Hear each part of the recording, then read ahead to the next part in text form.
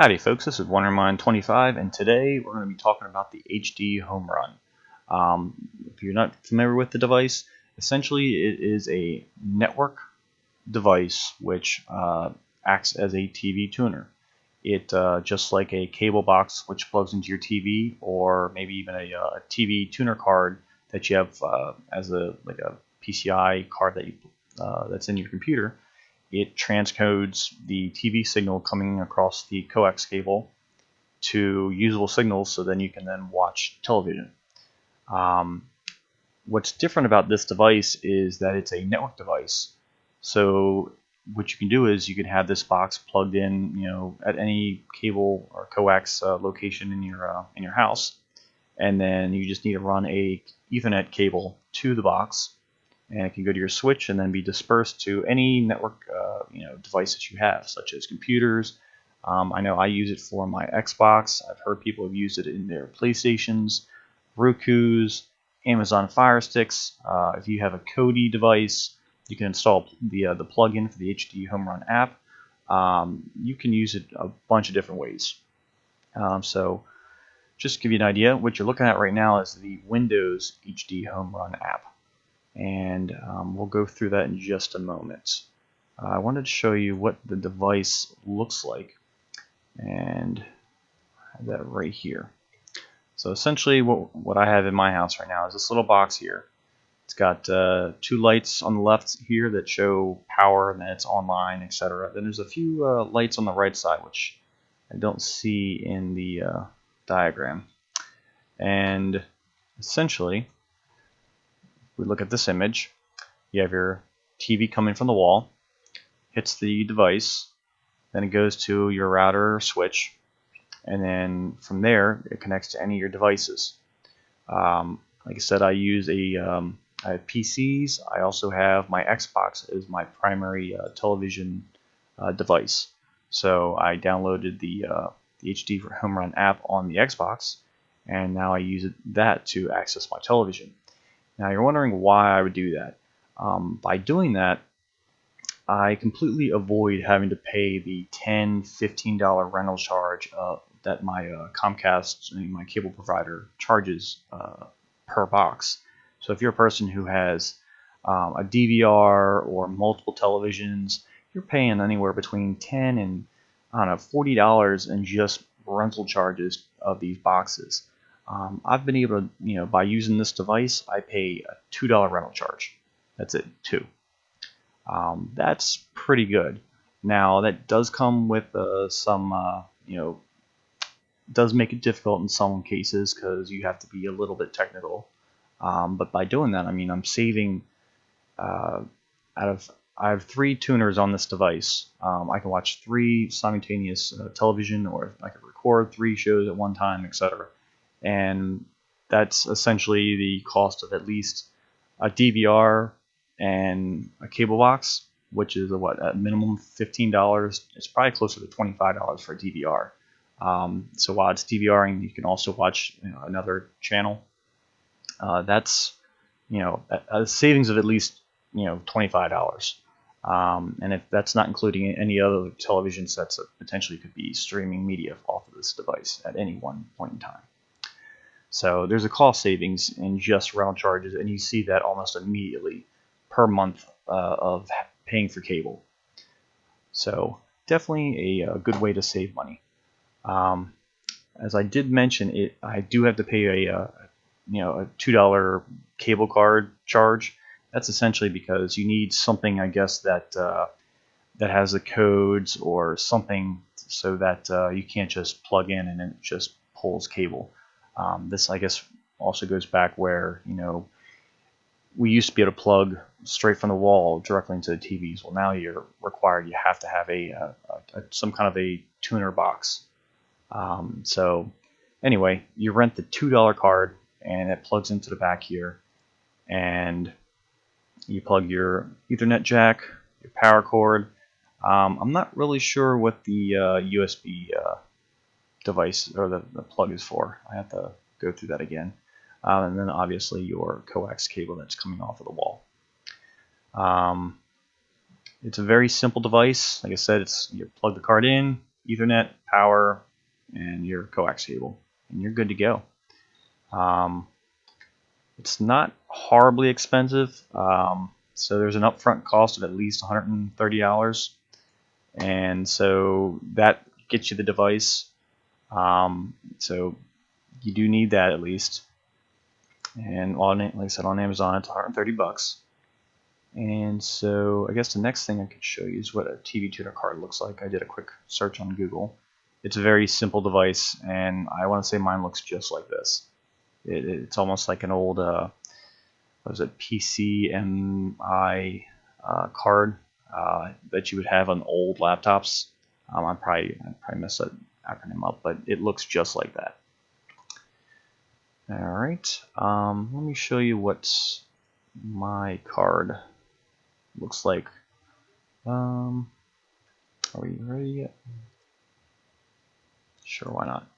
Alright, so on this screen, if you go to my.hdhomerun.com, it, I guess, scans your local network, and this will show the details of your specific device.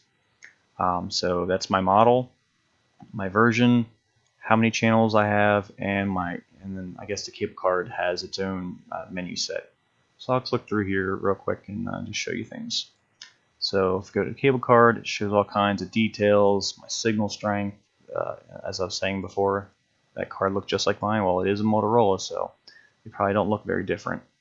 You can see the conditional access. I don't know if I should probably show you any of these things, but sure, I can click in and out a little bit. So essentially, these are all my stats. They change from time to time, just like your wireless signal, etc., from a cell phone. One of these menus, I think if I hit the back button, nope. If I go to, there you go. So in here, just like when you first set up your television, way back when, you would have to scan for channels. Same concept. You scan for the channels, and this shows every last channel that you get. You can notice here that there are a few DRM, like HBO. I want to say there's like Showtime and etc., which I don't think I have anymore. Yeah, I don't.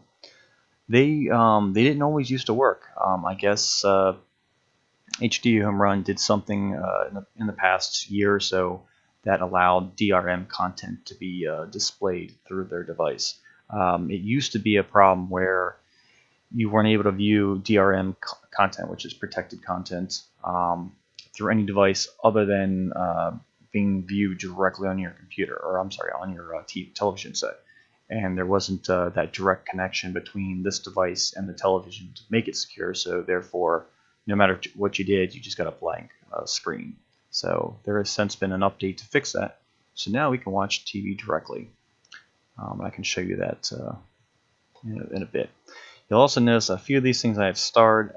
The main reason, I don't think it matters anymore, but if you were watching a channel and you wanted to DVR something, it had a tendency to DVR at whatever channel was available. So if there was a non-HD channel versus a standard definition versus an HD channel, you might get a standard definition. Obviously, nobody wants to record standard if you have HD available. So at one point in time, I was going through here and just selecting all of the HD channels. So if I ever recorded anything from any of them, it would always default to them first. That doesn't seem to be the case anymore. At least it hasn't been recently. So interesting. Tells you the version. I think we already went through here. It shows my specs and whatnot for the device. I have my log. It's always constantly spitting something out. Alright, and you can also see that I have a DVR setup. This is a little different. You have to run a software on an external device. What I've done in my case is I have a what do you call it? A FreeNAS server, and from that server I run a jail, and inside that jail I run this one. It's not an executable, but whatever the free BSD equivalent of a program, and I run the program within the jail, and it's just because it's a device that, one, I'm DVRing to, and secondly, it is always on. So it's not like I'm having a computer run 24/7. It's a box that's always going to be turning on, or it's always going to be powered up anyway. So if I click on that, didn't really tell me much. So it tells me that I'm in the green for what version I'm running. So that's good. Every once in a while, I have noticed that all of a sudden my DVR stopped working, and I go in here and find out that I'm several months behind on an update. And I guess at some point when they release the new HDHomeRun app, it may or may not be compatible with the HDHomeRun DVR app. So you kind of have to keep them, I guess, semi-close. It's not something I check on often, but every 6 months, a year, they put out an update. I've had this running for, I don't know, 3-4 years now. I was one of the early adopters. And I mean, with a few hiccups here and there, everything's been working well. I think the bigger hiccups have been Microsoft put out an update on the Xbox, and it did break for, I want to say, a few weeks, which was rather annoying, but eventually they got it working. All right, so let me show you the FreeNAS.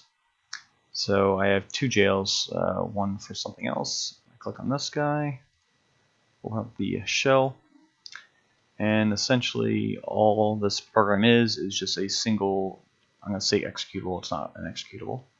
We'll do ls for list stuff, and mount, and then list things.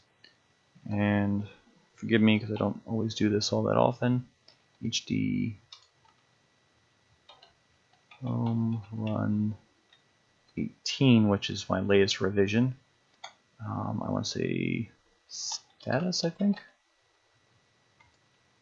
And it's just that simple. It tells you if it's running or not. You would say start or stop in its place, and it would start or stop the DVR service. And that's essentially all it is. All I did was just run these two files, this executable, and then this config file, which basically points to where I'm storing what CIF share that I'm storing my my DVR programs at, which I could show you that over here. So essentially, all it is saving everything in this HDHomeRun DVR, and then I have a bunch of folders that I store the files in. So for instance, I'll do Archer, because I think that recorded recently. So they're all just, let's see, MPEG files. And so any typical program could run them directly, or we use the HDHomeRun app. And I'll show you that right here. Exit out of this, and minimize that. So now we're back to the HDHomeRun app. So usually, typically, as soon as you open the application, it starts in the live selection. So we'll do that now. And hopefully that's not too loud for you. I think I should probably mute that. But anyway, I click, and the mute that on my screen. You can see all the channel selections on the right side, and I can even, if I click on something, I can change the channel. If I wanted to, I can go over to the right side, click here, I can see what's coming up, just like a typical system is nowadays, as far as your DVRs, your displaying video, changing channels, schedule, etc. If I hit the exit key, I'm back to my recorded programs. And as I was saying, Archer, if I click on here, I can see what I've watched, what I haven't watched, when it was recorded. The only thing I'm not really too sure on is the timestamps. Some of these are way off. I don't know what time zone they're using or how to configure that, if it's something that I can even configure. And so I can click on record, I can scroll through things, I have videos, I have movies, I have quite a bit in here. So discover, I can find whatever that's playing now. I can click for specifically for shows, I can click specifically only movies.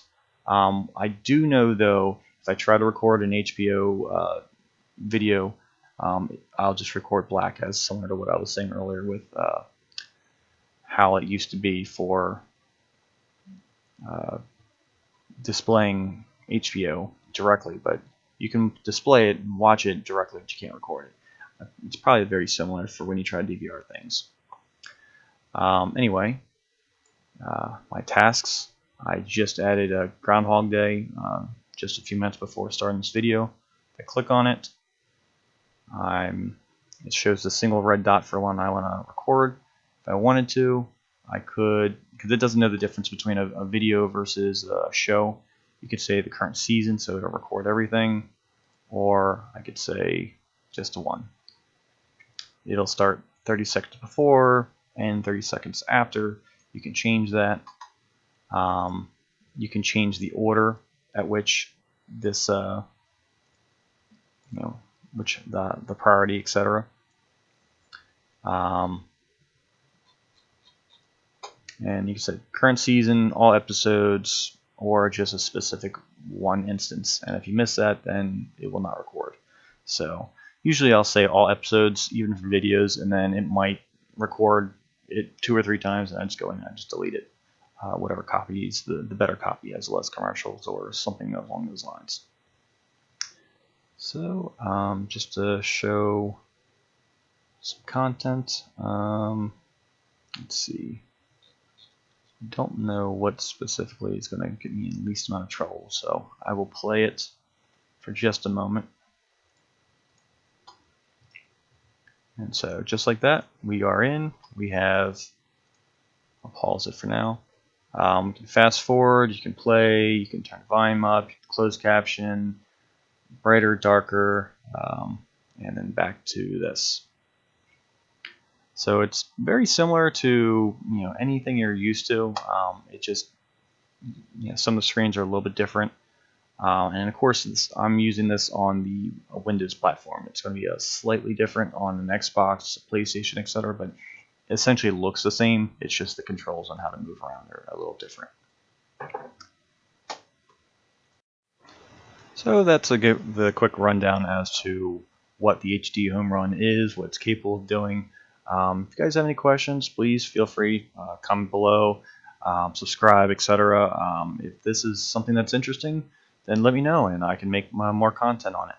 So until next time, I will talk to you then.